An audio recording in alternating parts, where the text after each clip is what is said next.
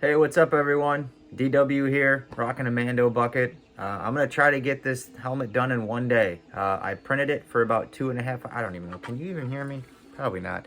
Anyways, I got this Mando bucket here, doing it for one of my friend's kids, trying to get it done in a day. It printed in about 2 days and 16 hours, I believe it was. Show you my configuration on Cura. We're gonna try to sand this, glazing putty it, filler primer it, sand it a little bit more, and get it painted and done in one day. So let's see if we can do it. Let's go.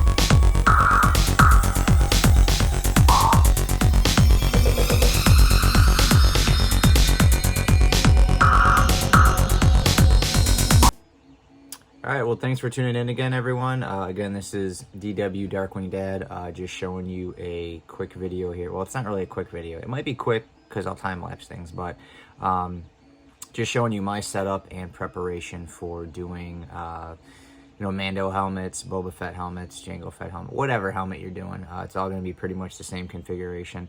Before getting to sanding, I'm just going to show you just a glimpse of the helmet and show you all my settings in Cura and how I got it to print pretty cleanly. I didn't go crazy with a super high layer height. I just pretty much went normal because I knew I was gonna sand this and paint this. So these settings are ones that I recommend if you plan on doing some sanding and painting. If you want to do less sanding or less prep work, of course you could change the layer height. But what I'll do here is I'll flip the camera around and kind of show you guys my settings and everything and how I went about positioning and setting up this helmet. All right, so here we are in Cura. So the first thing you want to do is kind of scale the helmet to the size that you think you want it at. You can get programs like Armorsmith, which I have open up right here, and I'm actually working on fitting my War Machine suit. So I'm kind of doing that right now. If you hear my printer going off in the background, it's actually printing this arm piece here. So you can use Armorsmith. Another thing that I recommend to do is just measure your head with some measuring tape and just let the first brim print of the helmet and then kind of stop the print, peel it off, and see how it fits. I know it might kind of seem redundant or like you're wasting filament, but it's a lot better to do that and to just to make sure that the helmet fits versus printing the whole thing and then having it not fit at all. The biggest downside to these Mando buckets are these cheeks that kind of curve in, so you really do have to take that into consideration. So it's always good to kind of measure from like you got to really measure the whole thing. So you want to measure from here to here. You want to make sure there's enough depth in measuring. It's not just going to be like this perimeter, of course, will fit, but when you get into these cheeks, you got to be careful because these can actually hit your cheeks or actually hit your head and not fit. This helmet is made for a 10-year-old, and it actually fits me. So I don't know if that means I have the head of a 10-year-old or a 10-year-old has the head of an adult. But regardless, it came out pretty good. There are, some minor PLA lines. I'll go over my settings in a second, but it really shouldn't need a ton of prep. This was a free file. This little line here isn't super defined. I've seen some other pieces where it's a lot more defined. That one's really not, so we're probably going to lose that eccentricity of that piece. You could take like a razor blade or a soldering iron and kind of redo that line. When I actually do a helmet for myself, I'll probably end up buying a file because there's files where you can actually get this piece separate. This whole side piece is separate. The ears are printing right now. I printed those at a higher layer height. I'll show you what I did with those as well.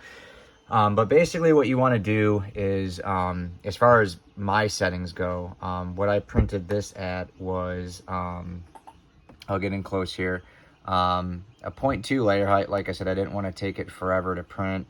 Wall thickness, you pretty much always want to do like intervals of each other. So if you're doing a 1.2 wall thickness, you want to do intervals of 4, so you'd want at least 3 walls. So I did 3 walls on there. My top bottom thickness, I do 1 millimeter. Typically, if you're doing a smaller or a lower wall count, you want to keep that top and bottom thickness at 0.8 or 1 millimeter. I did do a good number of top layers. The reason why I did that is for this dome. You don't want it to you don't want to see the infill marks or anything.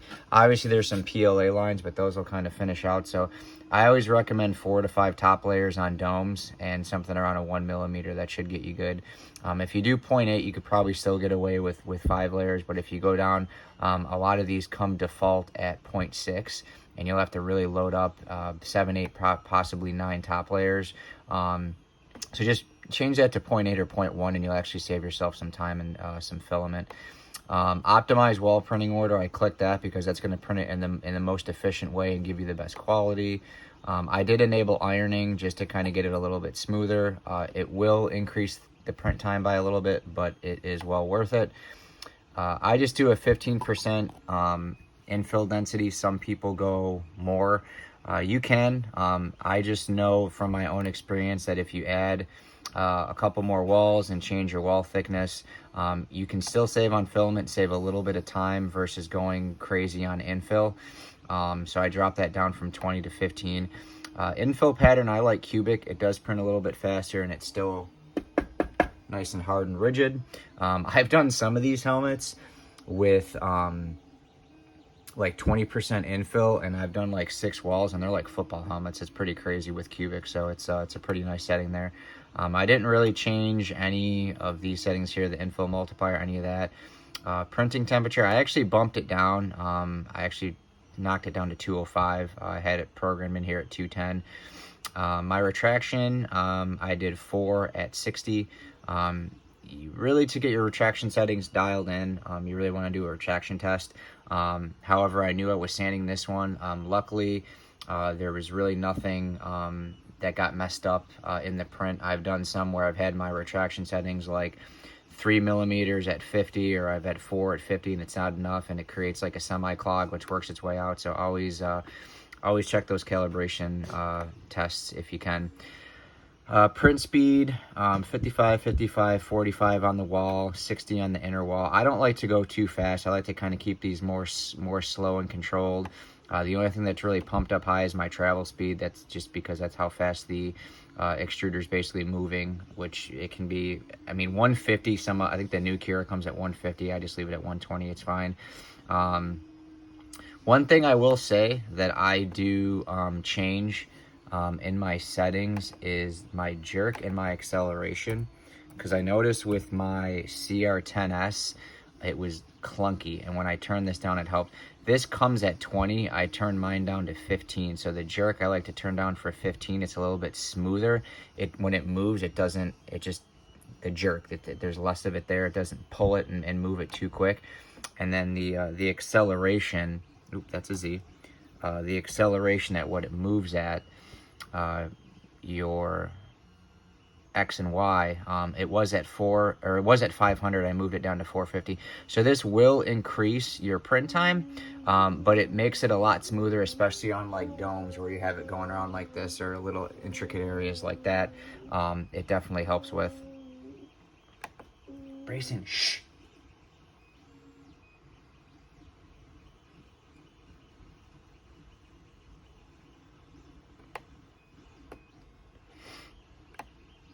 All right, so getting out of there, I had to let that load for a second. We already went over print speed. Travel, I didn't really mess with too much. Combing, I have on all. I feel it does help, especially when you get to these areas here where you go from a flat to a curved. I do like just leaving combing on all. It pretty much comes default like that. So only time I change combing is when I do some silk prints, because it's a whole different monster. Support. Let me get into this. So when you do this and you don't have any support blockers are exactly what they say they are. They block supports. When you do this, just leave it as is. It is going to do a huge support in the middle that's going to make your print super long. You absolutely do not need that. Okay, so this had no center support, and you can see it kind of looks like, oh, what the heck's going on in there? But it's fine. It doesn't cave in. It's not loose. It's not weak.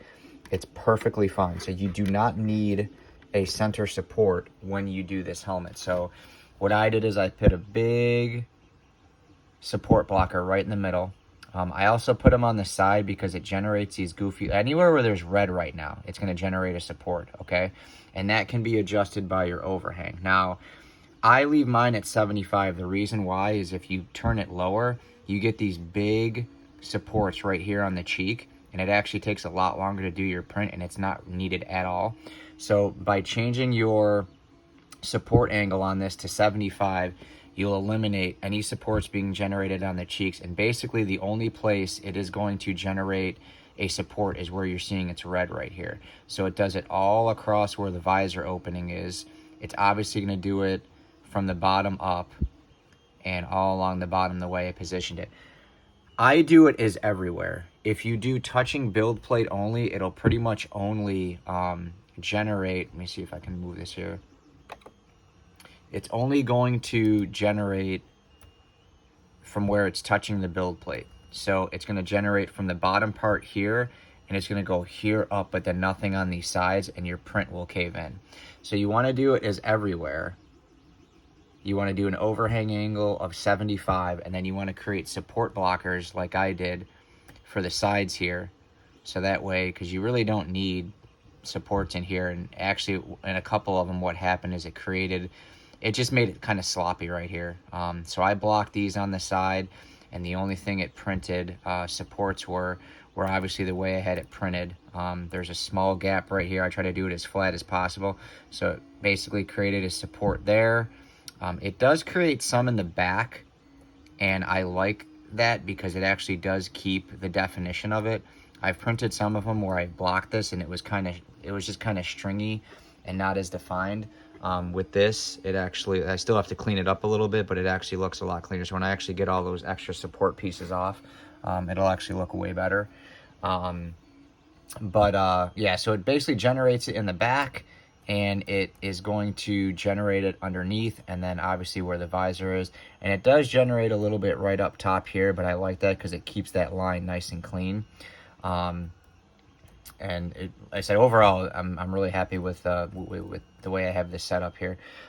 So again, an overhang angle of 75. I use zigzag. That's just default. I do change my support density to 10. It comes 15. I just turn it down a little bit. It's fine.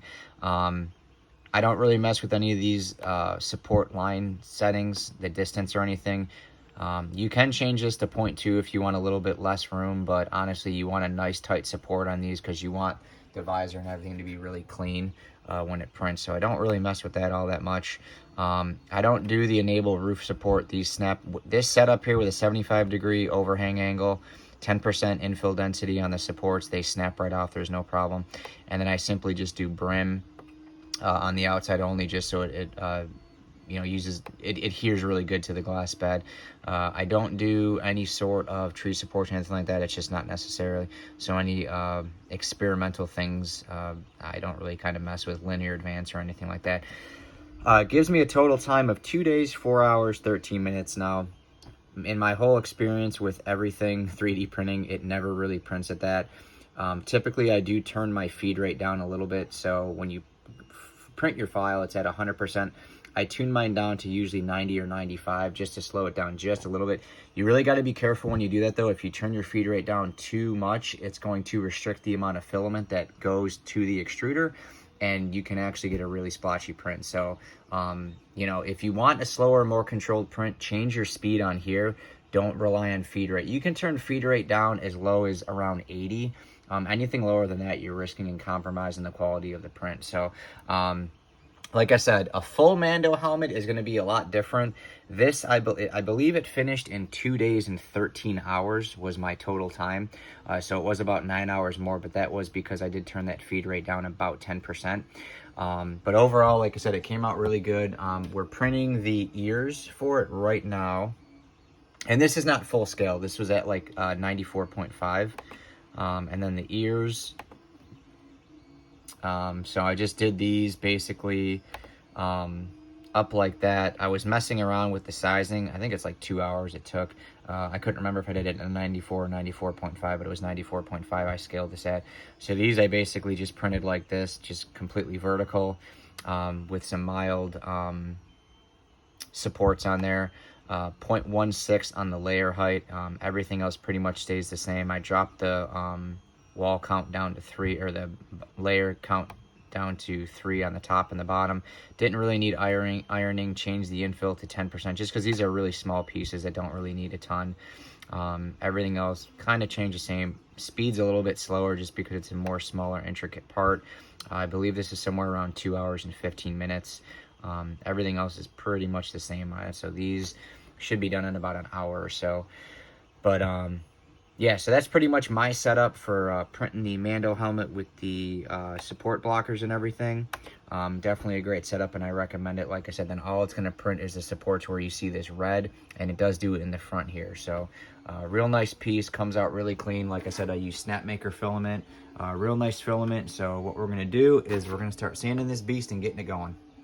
All right, so really the first thing I'm going to do is I'm going to grab some 220 grit sandpaper followed by 320 and just go over all these edges, just clean the inner workings and get all these small intricate areas. I'll probably also go by hand and just get this edge here real quick. The majority of this helmet we are going to hit with just a power sander, just to get it knocked out. The print's pretty clean, but there are just some areas here where I'm not sure if it was too close to the bed. It could just be that the bed shifted. I mean, at this point here, it's already probably 15-16 hours in. I really do need to put silicone bed mounts on these new printers just because I didn't really have a lot of this issue after I did it with my CR10. But I'm just noticing some light banding in just random spots, so I think it's just the bed adjusting and moving. Not that big of a deal though, because they don't really, it still feels very smooth. That'll sand out pretty easy. The dome, you're always gonna get just, it's tough. It's a hard way to do it. When it prints, it's just a hard angle. That's why I had mentioned linear advance. I've tried it on a couple helmets and it works out pretty good. It really makes the print go a lot longer. So that can be kind of difficult. But essentially, gonna go over all the edges here, just clean up all these under pieces where all the supports were, and then the visor. So 220 and 320, I'm gonna hit it, and then we're gonna get the DA sander out and start getting this puppy sanded down. All right, ladies and gents, a little update on the Mando and a little bit of a breakthrough, if I do say so myself. So what I did with this is, you can see my remnants over here. It's a beautiful day in Florida in January. I have my power sander right there. Thing's old as dirt too, but hey, it still works. And I just put this under here for now so it doesn't blow away. But basically what I did is I tapped the majority of it with 160 and then went over it with 220 and 320. It got it pretty smooth, but then Amazon dropped something off at my door and I figured I'd try it. This stuff is freaking money, okay? You can lay it on thick. Like, I actually laid it on thick to where it was starting to run. And I mean, this stuff literally acts like glazing putty and filler in one. Like, it works the way a filler primer should. You know, I've said in the past, I said, don't let filler primer be a crutch. You can actually see some of those runs. Let me try to move here. Where I just had a couple of runs because I was laying it on so thick, and that'll level out. But this, I mean, all I did was hit this with 220. I haven't even like hit this with 320. You can see a couple more runs there too. But I'm like, let me lay this on thick, and then I, hit it back with the with 220 on the power sander, and then got all the little areas by hand. I've maybe spent an hour and a half sanding this. I mean, this like total, it was maybe like 40 minutes, 45 minutes, and then this has been maybe like another 30 minutes. And I mean, it's just, it has made it so smooth. And I didn't go crazy because I'm going to do another layer. But then after I do my other layer and sand it with 320, it's done. I mean, it is so smooth from about an hour and a half of sanding. It's crazy. And some of these are deep, you can see. So I'm actually going to go back through and hit some of these with the power sander real quick. Just one more time, maybe about 10 minutes. But I mean, this thing is going to be looking pretty darn smooth for a quick job. I mean, my goal is to get this thing done in like 6 hours. I think I'm gonna have it done in 4, you know. So it's not getting wet sanded. It's, you know, it's just gonna get a basic graphite, you know, rattle can, and then some clear coat. But really, I think in here is just what's going to take me the longest, just to try to get that all cleaned up. But overall, I mean, it's going to clean up real quick. I got to just clean this with acetone, and I'm going to put the earpieces on and just screw them onto the back so they don't come off. But overall, I think it's going to look pretty darn good. So I'm going to just hit this with the power sander one more time, and then wipe it down with some isopropyl alcohol and get really the final coat on there. And then I'll sand it one more time and show you guys how it looks. All right, so here is the Mando helmet with a special guest appearance by Captain Rex. So this helmet looks, I would say, pretty good. Good to pretty good. Is it to the degree of this? No. But I only used filler primer, and one hell of a filler primer. Let me add. No glazing putty. This was sanded for about 45 minutes with 2 different grits, and then right into filler primer. Sanded again, filler primered again, and then sanded with a lighter sandpaper. It's pretty darn smooth. There's a couple areas I'm just gonna hit up one more time. I'm gonna try to get in here, but I mean, overall, here is really kind of meh.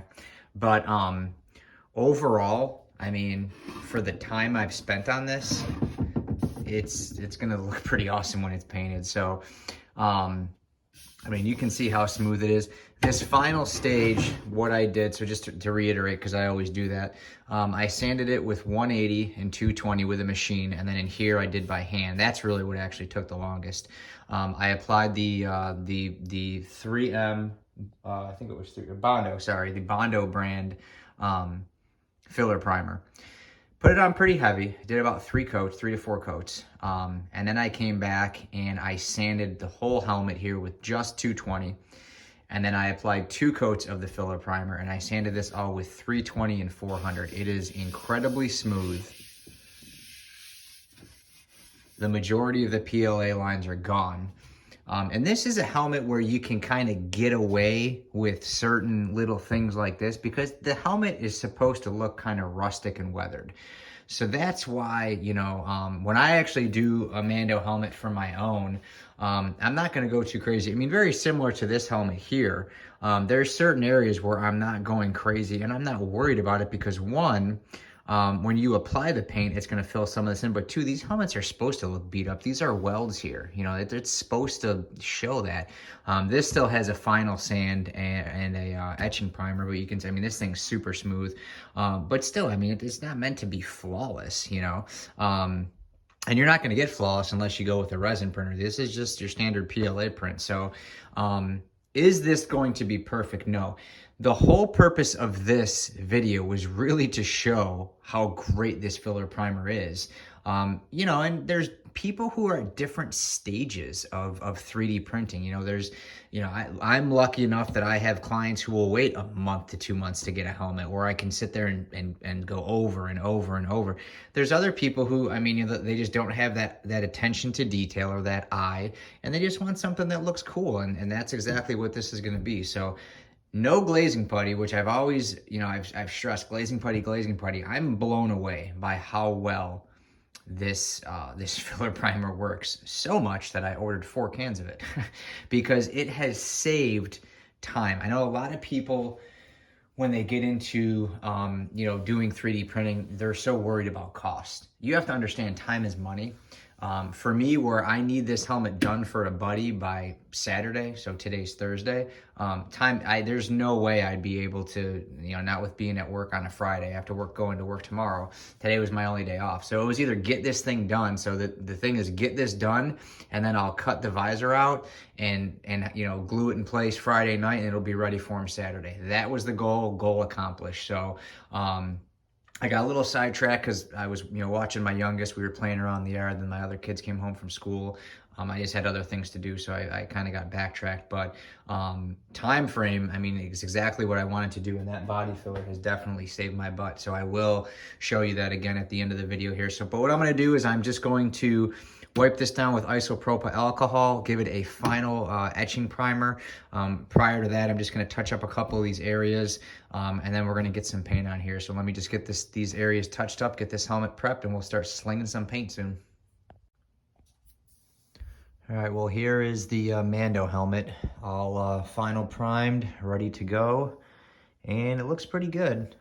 Like I said, it's not this wasn't a Chasing Perfection print. This was a Can I Do It print, and I would say I could do it pretty good. Honestly, and with a couple more coats, I would say honestly with one more coat and some more fine tuning of sanding, this thing would be near flawless. I think really the only downside to this one is the ears, which I really didn't spend a lot of time with.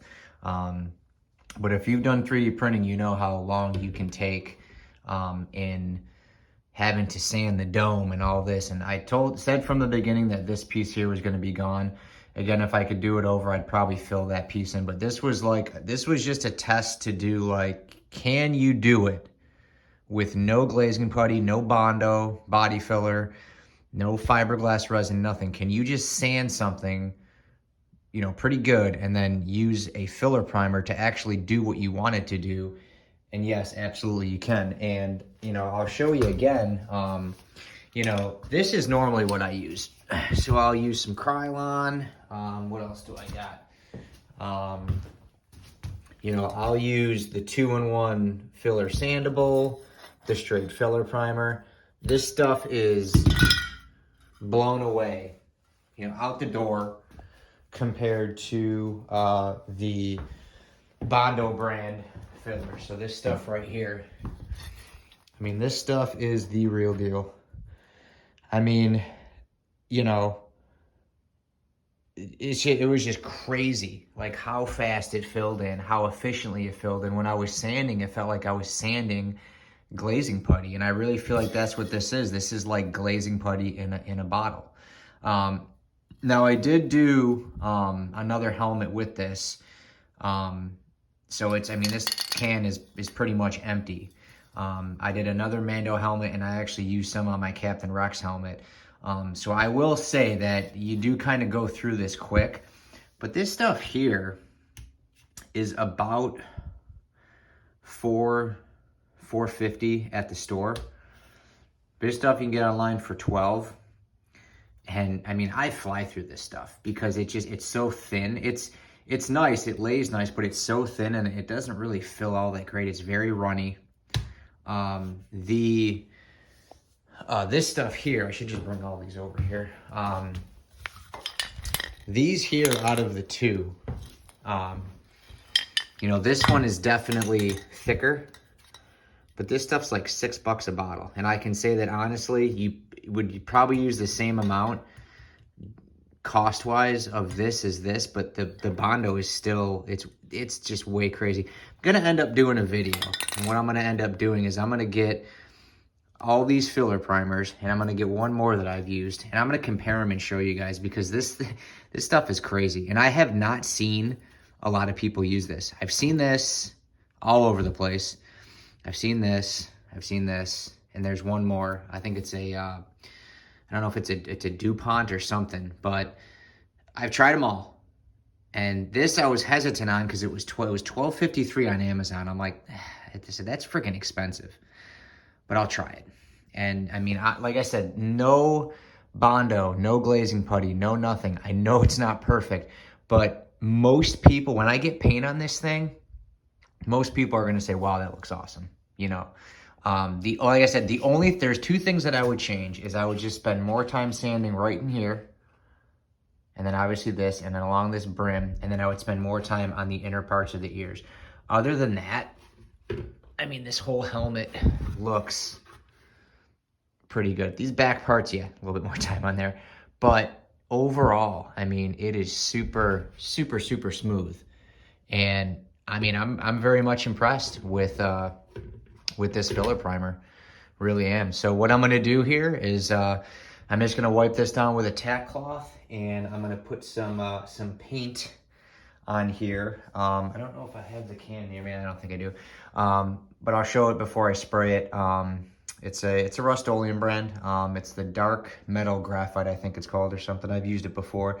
But I'm just gonna do about 2 coats of that, and that's pretty much it. And then I'll throw some clear coat on it in the morning, because like I said, it's Thursday. It needs to be good to go on Saturday, so I want to get some clear coat on it. Let it sit overnight. Just do a couple coats of clear on it, and then let it sit for the day, and then I'll cut the T-visor here. I'll show you how I do that, and it'll be ready to go. So, but overall, I mean, not a spot of filler, fiberglass resin, or glazing putty or nothing. I think it looks pretty good. So I'm gonna get some paint on this thing here shortly and show you how it looks.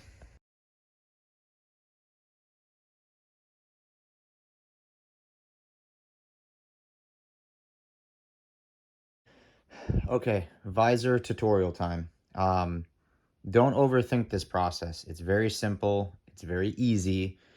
There's a couple different options as far as what face shield you can use. What I recommend though is don't go out getting plastic and trying to do window tint and all this other stuff. It's more work than it needs to be. Most face shields you can get for anywhere from $8, $9. Buying them on these websites when they're $25, $30, it's absolutely insane. I get it. It's supply and demand, but if you can get your hands on a shield, it's way easier to do this. So this is a helmet I just printed for my son. You might have seen it in his little advent calendar video. So this is his. I used the Hobart shield in this. In the other helmet that I have, I used a different shield. It's actually like a COVID mask shield. It's just tinted. It looks just like this.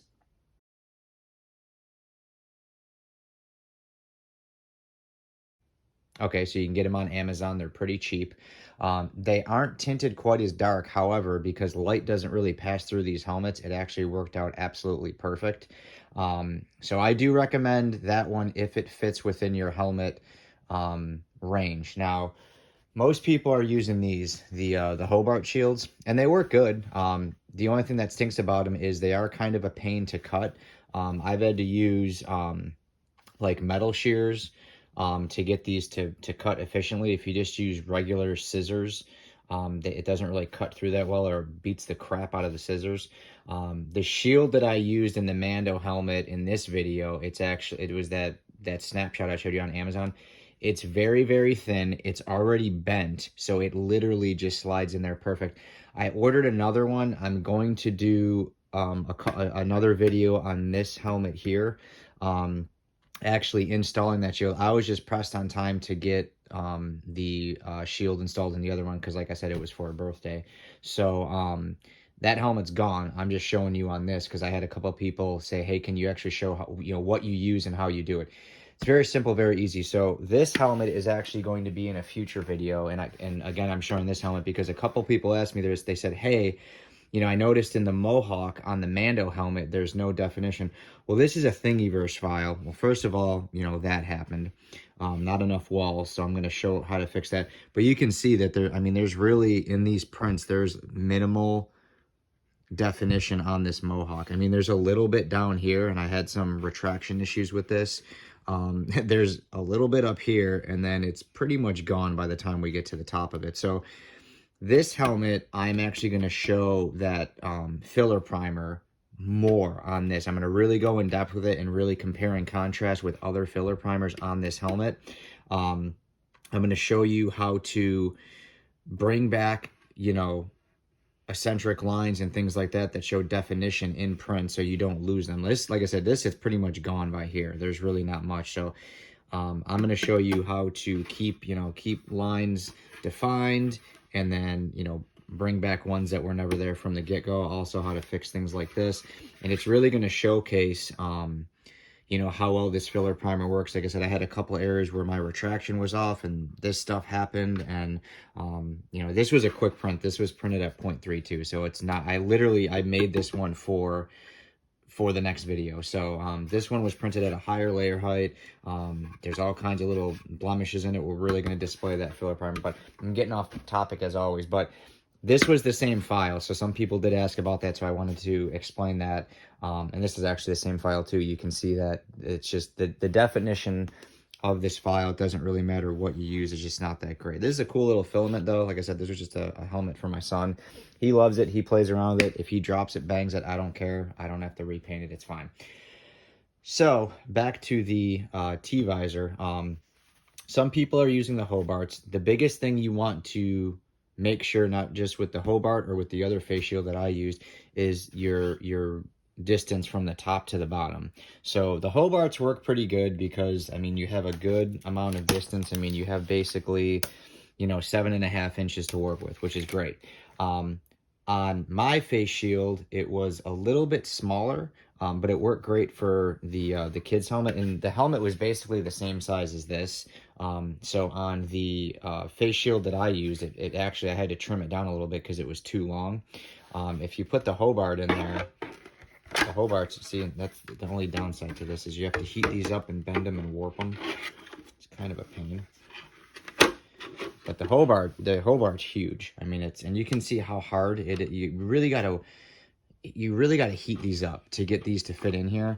You know, it was a pain on this one because it was a smaller helmet.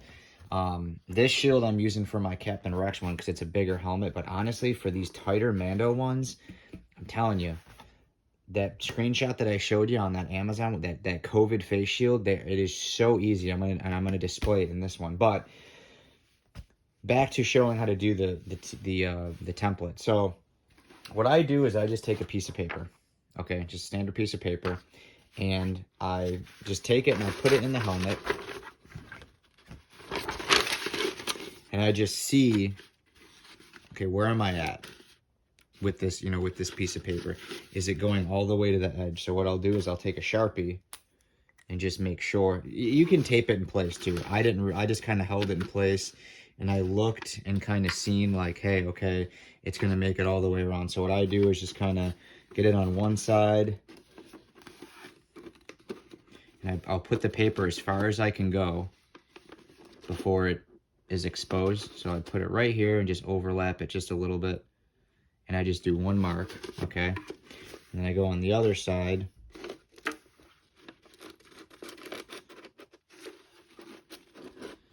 and see where it goes to, overlap it, and then make a mark there. So I know that the paper is in the opening, and what I'll do is, this is where you might want to tape it, but just kind of see if, and it's hard because you say tape it in place and just make sure that both of your marks line up. And you can't do it on the outside because it's going to be bigger and it's not going to fit, but just what I do is line the dot up there, and I'll tape it in place, and I'll make sure I'm guiding this with my hand and pushing it flat. You can actually see right here with the light guiding through, you can see the other dot there. So you have a basic template, and then what you want to do is just hold this up to your shield and make sure it's going to fit, and it will. So then from that point, what you want to do, and try to get them level, you know what I mean? These are uneven. So then what you want to do is just kind of take this and just line it up and make sure it's fairly even, or even do it right to the top here. So that way you're using a flat surface as a guide. So you got your two holes there. And then literally the best thing to do is just take the piece of paper, fold it exactly in half, okay? And then what I did is I took a piece of paper, I mean, and you can take a marker if you want to, and just mimic the pattern that the helmet does, or the T-visor does, something like that. Now, what you could do is you could make a dot at the top and a dot at the bottom. That way you know exactly where, you know your opening of your visor. I just kind of eyeballed it up. I knew that the opening on this helmet was super small, and I wasn't going to need a ton. But you don't want to get it exact right on your dots, because you have to understand that this has to overlap and you have to glue that in place. So it's not a bad idea to, once you get your paper in place, is to make a dot at the top and the bottom to actually know where your opening is. So this in theory here would be the opening. So the visor, where the actual opening is on the print, you know, would be about that size. And that's pretty close to, you know, I'm just guesstimating, but that's pretty close to the actual size. So you may want to do that just in case. But what I did is went with the idea of getting it close but making it big and then just shimming it down if I need to. So what I did from there is, you know, I took this and you fold it in half and you cut it. That way when you cut it, it's completely symmetrical. So you just take scissors and you just cut it, and then it leaves you with a piece like this, which is pretty much exactly what you need.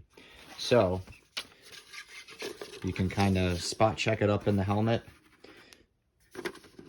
And I got lucky with cutting this one. It fit pretty darn good. You can see that piece of paper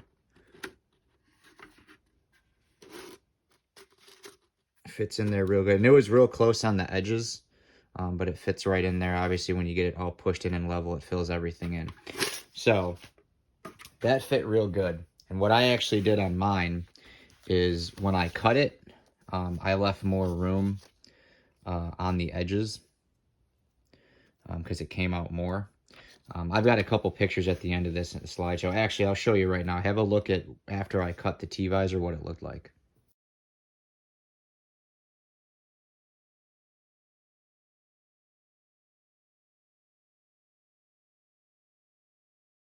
So you can see how it kind of overlapped there. So it gave me room to play because that visor is wide.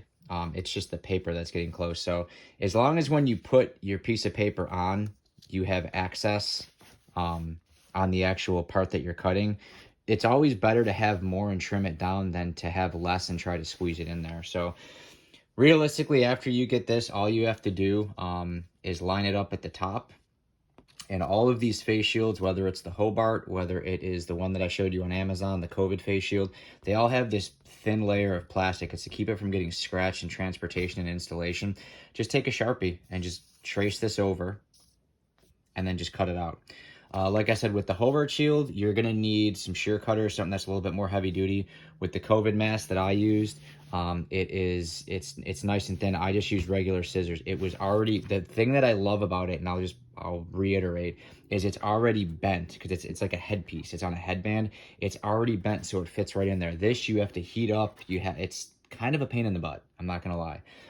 When I did this one, I had to go really heavy, you know, with the glue to get it to sit in place. And honestly, use automotive glue, the black industrial glue. This is just home glue. This is already starting to lift on the corners, and this has never even been outside. I don't know, you probably really can't tell, but it's starting to lift on this corner and it's lifting a little bit on this corner. And the reason for that is this shield is supposed to be screwed into a helmet. So it's supposed to go, it's a welding shield is what it is. So it's heavy duty mask, and it's not really meant to, it's when it bends, it's getting screwed in place. You could put screws through it. I wouldn't recommend it though, because it's going to put so much strain on these corner pieces here, and you'd have to use such a thin screw, it'll probably just pop it right out. So yes, do the Hobart shields work, but they're better for bigger helmets. On this Mando helmet, if you're doing smaller ones or tighter ones, this shield's going to be a pain in the butt. Get the COVID one. It's way easier. It's thinner. It's already bent. I'll leave the link for the product in the description. Absolutely great. Like I said, and what's nice about it is it's not quite as dark as this. It's a little bit lighter, so you can see through a lot better. I mean, these work pretty good. You can see that it's passing light through. It's just these are actually really dark, in my opinion, when they're on there. My son tried the other helmet on that I did, and he goes, oh, he's like, I can see way better. So it's still dark, but it's you know, no light passes through it, so it's gonna look just as dark as that in all reality. But like I said, after you have this cut, you know, just cut it with your scissors or your shear cutters or whatever, and just kind of line it up. And you know, if it starts to hit these cheek areas here, if it kind of overlaps, just shim it down a little bit. Just take just that little area and cut it, and then when you get it in place, what I did is I kind of just got it in place and then placed duct tape to hold it in place, and I would like glue over here and glue over here, and just kind of, you're just going to have to slowly glue it in place. Like I said, I will have a full tutorial on how to do it, but you know, you just got to be careful because right here you have a very small area to work, so that does have to be cut pretty thin.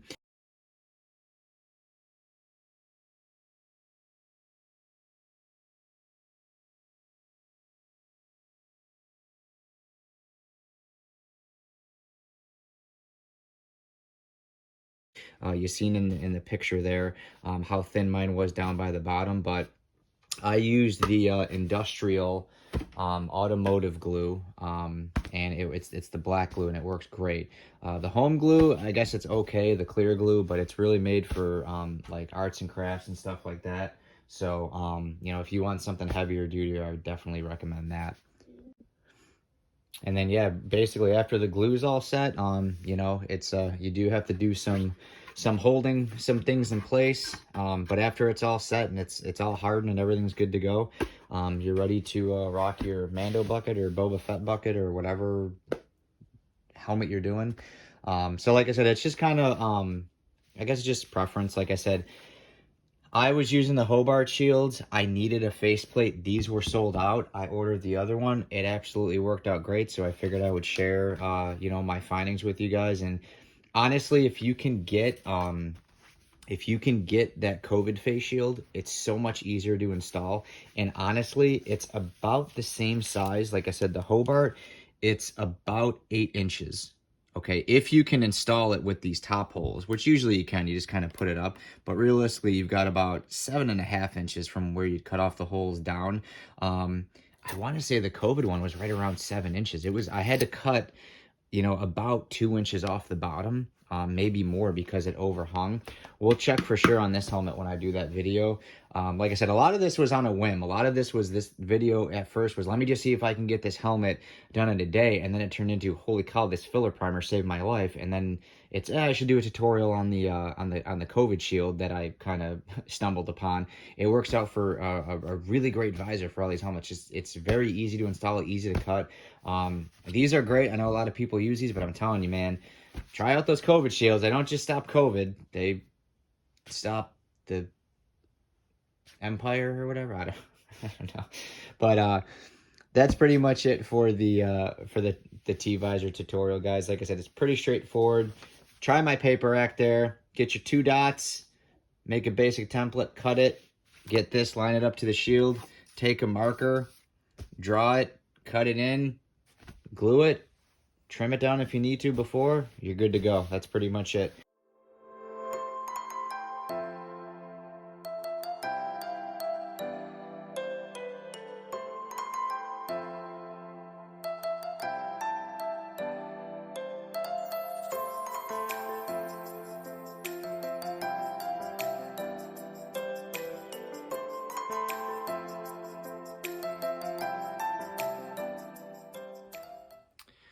All right, guys, well, that is it. That is a wrap on this video. I know things were kind of thrown together there at the end. Like I said, going from the beginning of the video to midway through, the whole, I guess, vision or demographic on the video kind of changed. At first, it was just like, let me try to do this. And then, you know, I started putting that filler on. I'm like, I gotta share this, you know, because it was something that I seen. And it was a little bit expensive, and I was like, all right, let me just try it. And I was blown away. So I know I didn't show a ton of how the filler actually responds. I will in the next video. I try to show in the video, like, I caked that stuff on, which I don't recommend. I didn't really fully see how it laid at first. I was used to, like, you know, kind of like a thinner primer where you have to, the stuff just comes out thick. But what was crazy was I was getting runs in it, and they weren't, you know, I'm sure this happened to you guys. It gets clumpy, it starts to crack. None of that happened. The reason why is because this filler primer is lacquer based. It dries super quick, but that's also why it's expensive. Most of these other filler primers, they're just water based, you know what I mean? And this stuff does have a strong odor to it. I'm going to do a lot more of that in the video. I'm really going to break down, you know, 4 or 5 of the most popular filler primers that we typically usually use. And I'm going to compare these side by side to actually show you guys, hey, you know, this stuff works, this stuff doesn't. Because essentially time is money. You know, there are people out there that are building these helmets for profit. And, you know, I'm one of them. To me, time is money. If I can do a helmet in 4 to 5 hours and have it be done, that is absolutely amazing. You've seen in some of my other builds how long it takes, and a lot of it is just the drying time, you know. This stuff dries 20 to 30 minutes. You see I had the helmet on just like a pike.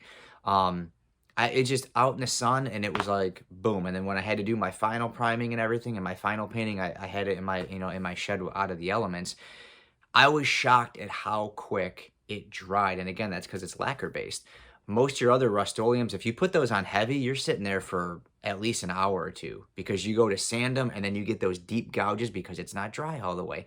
And then when you put paint on, is it going to crack because the primer? I did not have that issue at all. So there was a little bit of a learning curve. The first coat I put it on a little bit too heavy, but I was shocked at how much it filled, how quick I could sand it. Like I said, it was between 4 to 5 hours total. I only sanded initially with my power sander for about 30 or 45 minutes.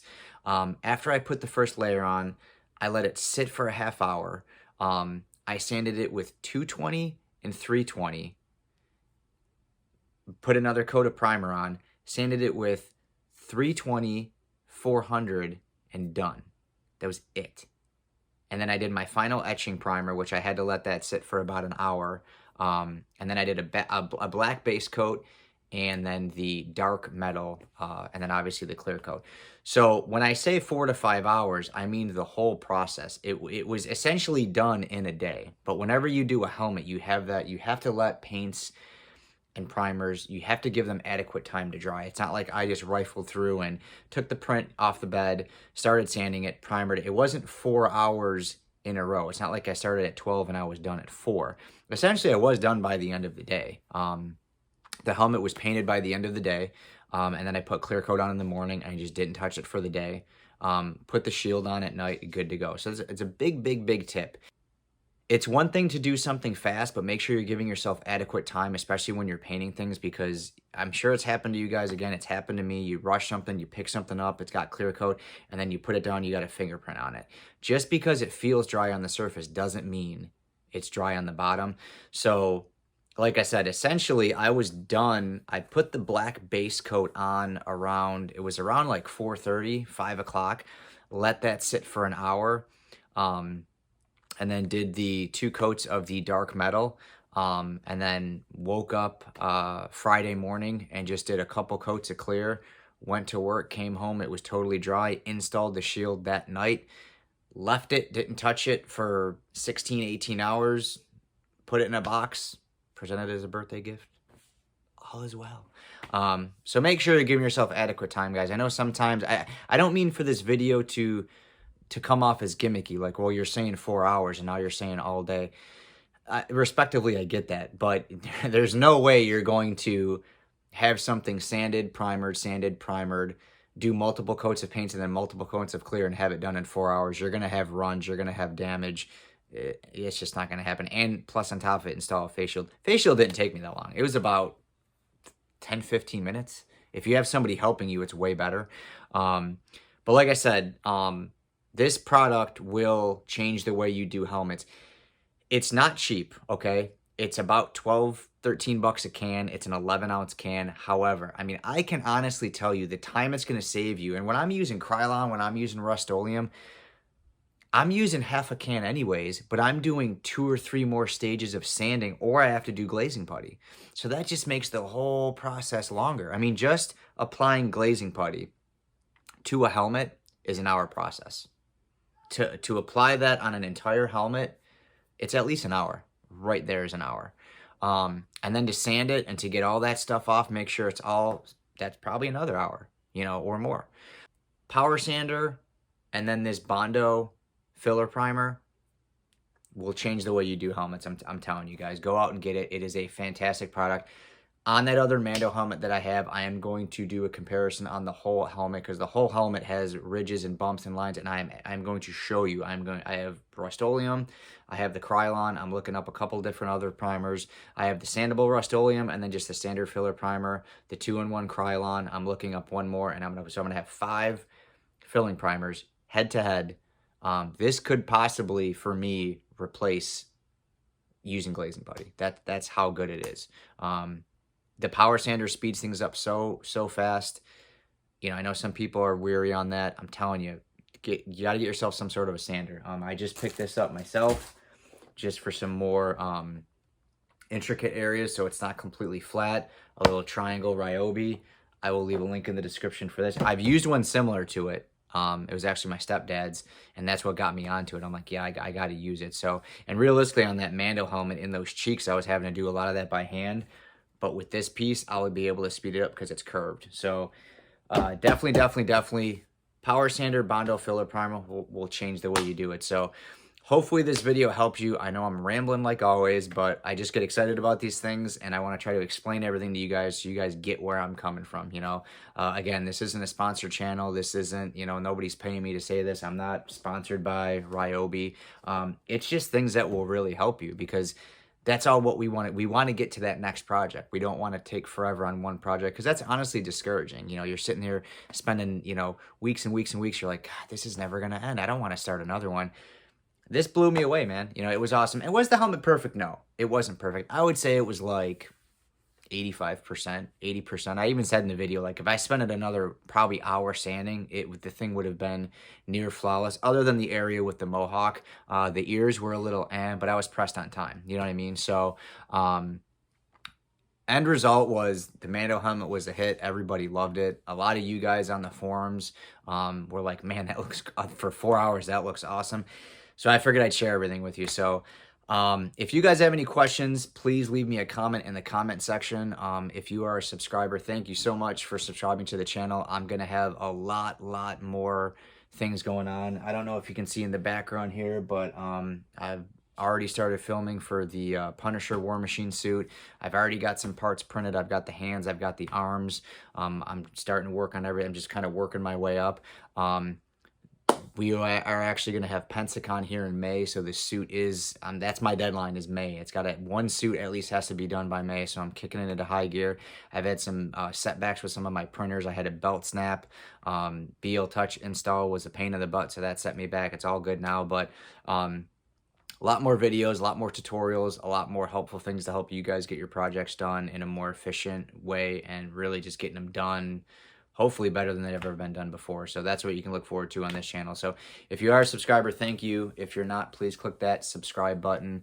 If you like the video, give it a thumbs up. If you have a question on anything, just leave me a comment in the comment section. I try to be very active with all my followers and people who are just engaging in the page. And again, that's pretty much it, guys. I'm gonna go back to doing some things here. It's Sunday, so it's Fun Day Sunday. So it's I gotta get some things set up and some files printed and dry out some filament and all kinds of fun stuff. So that's pretty much it, guys. Thanks again for watching, and we will see you next time. Take care.